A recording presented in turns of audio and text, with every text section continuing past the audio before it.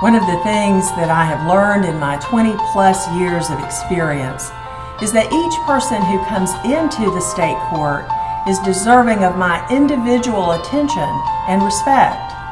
Some of the people who come into state court have alcohol and drug addiction problems. In 2007, I created the DUI Drug Court Program for multiple DUI offenders so that we can help them change their lives and kick that alcohol and drug addiction problem.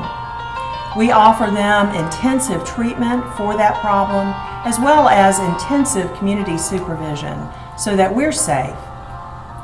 We have graduated more than 300 people from that program, and I'm so proud of each of them as well as the hard work that we have done to help them change their lives. Re-elect Linda Cowan, May the 24th, Judge State Court, so that I can continue to do that good work. Thank you.